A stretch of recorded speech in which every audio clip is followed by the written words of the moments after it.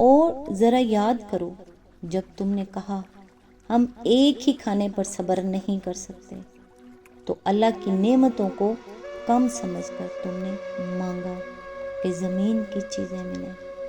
کیا واقعی تمہیں وہ بہتر لگتا تھا جو نیچے ہے اس کے مقابلے میں جو اللہ نے دیا تھا؟ پھر حکم آیا، تمہیں ذلت اور مسکینی میں بدل دیا گیا۔ کیا آج بھی ہم نعمتیں پا کر ناشکری نہیں کرتے؟ اور جب اللہ کی بات آتی ہے تو کیا ہم اسے بھی اپنی مرضی سے بدلنے کی کوشش نہیں کرتے؟ رکو، غور کرو، کہیں یہ آیات تمہیں ہی تو نہیں روک رہی ہیں؟ السلام علیکم۔ آج انشاءاللہ سورہ البقرہ کی آیت نمبر 61 سے سٹارٹ کریں گے۔ اس کا ترجمہ اور تفسیر تفہیم القرآن سے بیان کروں گی جو اہل سنت جماعت کے لیے ہے۔ ان آیات میں اللہ تعالیٰ بنی اسرائیل کی ایک اور کیفیت بیان کرتے ہیں، نعمتوں کے باوجود شکایت، اللہ کی عطا پر ناشکری اور حکم الہی سے انحراف۔ یہ آیات ہمیں یہ سوچنے پر مجبور کرتی ہیں کہ جب ہمیں سب کچھ مل رہا ہو پھر بھی ہم کیوں مطمئن نہیں ہوتے؟ اعوذ باللہ من الشیطان الرجیم، بسم اللہ الرحمن الرحیم۔ یاد کرو جب تم نے کہا تھا کہ اے موسیٰ ہم ایک ہی طرح کے کھانے پر صبر نہیں کر سکتے۔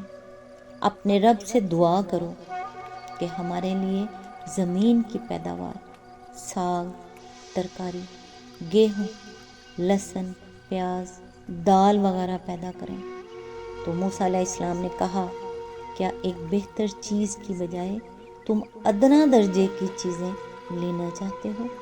اچھا، کسی شہری آبادی میں جا رہو، جو کچھ تم مانگتے ہو وہاں مل جائے گا۔ آخر کار نوبت یہاں تک پہنچی کہ ذلت و خواری اور پستی و بدحالی ان پر مسلط ہو گئی اور وہ اللہ کے غضب میں گھر گئے۔ یہ نتیجہ تھا اس کا کہ وہ اللہ کی آیات سے کفر کرنے لگے اور پیغمبروں کو ناحق قتل کرنے لگے۔ یہ نتیجہ تھا ان کی نافرمانیوں کا اور اس بات کا کہ وہ حدود شرع سے نکل جاتے تھے۔ اس کی تفسیر ہے، وہ چٹان اب تک جزیرہ نما سینا میں موجود ہے۔ سیاح اسے جا کر دیکھتے ہیں اور چشموں کے شگاف اس میں اب بھی پائے جاتے ہیں۔ 12 چشموں میں یہ مصلحت تھی کہ بنی اسرائیل کے قبیلے بھی 12 ہی تھے۔ خدا نے ہر ایک قبیلے کے لیے الگ چشمہ نکال دیا تاکہ ان کے درمیان پانی پر جھگڑا نہ ہو۔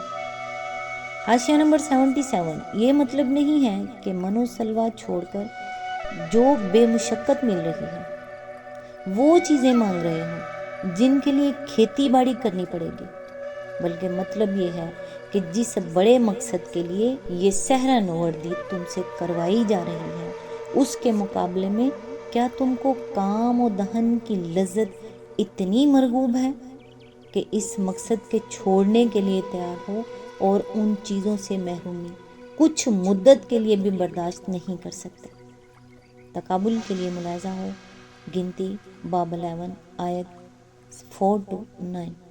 حاشیہ نمبر 78، آیات سے کفر کرنے کی مختلف صورتیں ہیں۔ مثلا ایک یہ کہ خدا کی بھیجی ہوئی تعلیمات میں سے جو بات اپنے خیالات یا خواہشات کے خلاف پائی اس کو ماننے سے صاف انکار کر دیا۔ دوسرے یہ کہ ایک بات کو یہ جانتے ہوئے کہ خدا نے فرمائی ہے پوری ڈھٹائی اور سرکشی کے ساتھ اس کی خلاف ورزی کی، اور یہ آج بھی ہو رہا ہے، اور حکم الہی کی کچھ پرواہ نہ کی۔ تیسرے یہ کہ ارشاد الہی کے مطلب و مفہوم کو اچھی طرح جاننے اور سمجھنے کے باوجود اپنی خواہش کے مطابق اسے بدل ڈالا۔ حاشیہ نمبر 79، بنی اسرائیل نے اپنے اس جرم کو اپنی تاریخ میں خود تفصیل کے ساتھ بیان کیا ہے۔ مثال کے طور پر ہم بائبل سے چند واقعات یہاں نقل کرتے ہیں۔ نمبر 1، حضرت سلیمان علیہ السلام کے بعد جب بنی اسرائیل کی سلطنت تقسیم ہو کر 2 ریاستوں یعنی یروشلم کی دولت یہودیہ اور سامریہ کی دولت اسرائیل میں بٹ گئی تو ان میں باہم لڑائیوں کا سلسلہ شروع ہوا، اور نوبت یہاں تک آئی کہ یہودیہ کی ریاست نے اپنے ہی بھائیوں کے خلاف دمشق کی ایرامی سلطنت سے مدد مانگی۔ اس پر خدا کے حکم سے حنانی نبی نے یہودیہ کے فرمانروا آسا کو سخت تنبیہ کی، مگر آسا نے اس تنبیہ کو قبول کرنے کے بجائے خدا کے پیغمبر کو جیل بھیج دیا۔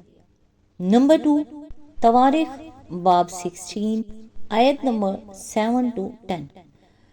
نمبر 2، حضرت الیاس یعنی ایلیا علیہ السلام نے جب بال کی پرستش پر یہودیوں کو ملامت کی اور عصر نو توحید کی دعوت کا سور پھونکنا شروع کیا، تو سامریہ کا اسرائیلی بادشاہ اخی اب اپنی مشرک بیوی کی خاطر ہاتھ دھو کر ان کی جان کے پیچھے پڑ گیا، حتیٰ کہ انہیں جزیرہ نما سینا کے پہاڑوں میں پناہ لینی پڑی۔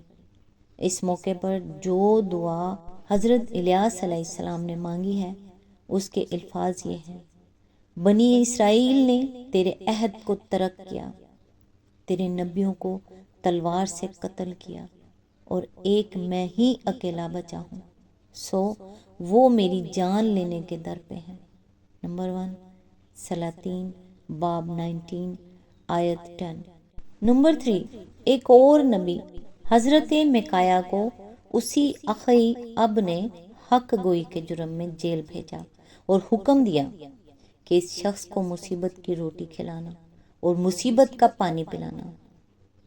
ایک سلاطین باب 22 آیت 26 to 27۔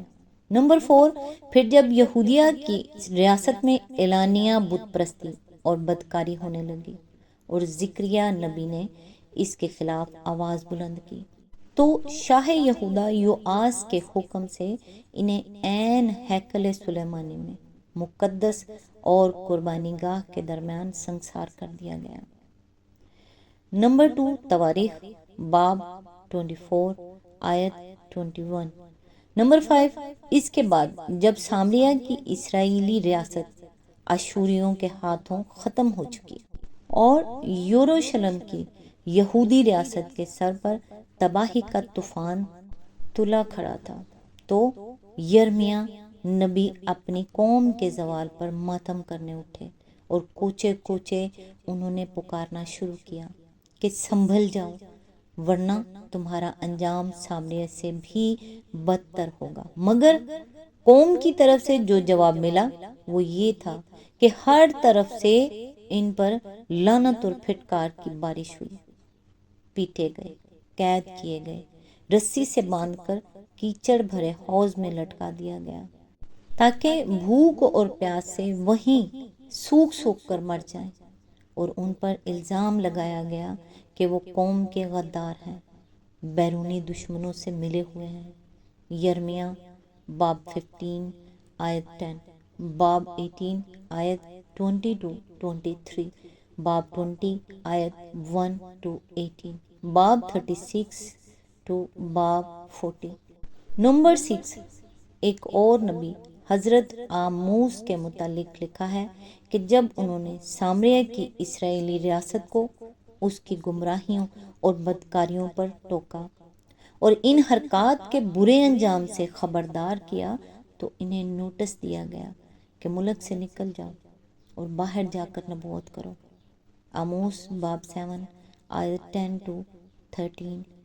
نمبر 7، حضرت یحییٰ یعنی یوحنا علیہ السلام نے جب ان بد اخلاقیوں کے خلاف آواز اٹھائی جو یہودیہ کی فرمانروا ہیرودیس کے دربار میں کھلم کھلا ہو رہی تھی، تو پہلے وہ قید کیے گئے، پھر بادشاہ نے اپنی معشوقہ کی فرمائش پر قوم کے اس صالح ترین آدمی کا سر قلم کر کے ایک تھال میں رکھ کر اس کی نظر کر دیا۔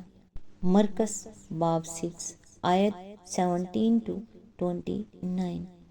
نمبر 8، آخر میں حضرت عیسیٰ علیہ السلام پر بنی اسرائیل کے علماء اور سرداران قوم کا غصہ بھڑکا، کیونکہ وہ انہیں ان کے گناہوں اور ان کی ریاکاریوں پر ٹوکتے تھے اور ایمان اور ریاستی کی تلقین کرتے تھے۔ اس قصور پر ان کے خلاف جھوٹا مقدمہ تیار کیا گیا، رومی عدالت سے ان کے قتل کا فیصلہ حاصل کیا گیا، اور جب رومی حاکم پیلاطس نے یہود سے کہا کہ آج عید کے روز میں تمہاری خاطر یسوع اور برابا ڈاکو دونوں میں سے کس کو رہا کروں، تو ان کے پورے مجمع نے بالاتفاق پکار کر کہا کہ برابا کو چھوڑ دے اور یسوع کو پھانسی پر لٹکا۔ متی باب 27 آیت 22-26۔ یہ ہے اس قوم کی داستان جرائم کا ایک نہایت شرمناک باب، جس کی طرف قرآن کی اس آیت میں مختصر اشارہ کیا گیا ہے۔ اب یہ ظاہر ہے کہ جس قوم نے اپنے فساق و فجار کو سرداری و سربراہ کاری کے لیے اور اپنے صلحاء و ابرار کو جیل اور دار کے لیے پسند کیا ہو، اللہ تعالیٰ اس کو اپنی لعنت کے لیے پسند نہ کرتا تو آخر اور کیا کرتا۔ آج تک کے لیے بس اتنا ہی۔ نیکسٹ انشاءاللہ آیت نمبر 62 سے سٹارٹ کریں گے۔ لاسٹ میں حدیث مبارک رسول اللہ صلی اللہ علیہ وآلہ وسلم نے فرمایا، جو شخص اللہ کی نعمتوں پر شکر نہیں کرتا وہ تھوڑی چیز پر بھی کبھی راضی نہیں ہوتا۔ ترمذی حدیث نمبر 1955۔ نیکسٹ ویڈیو تک کے لیے دعاؤں میں یاد رکھیے گا۔ اللہ حافظ۔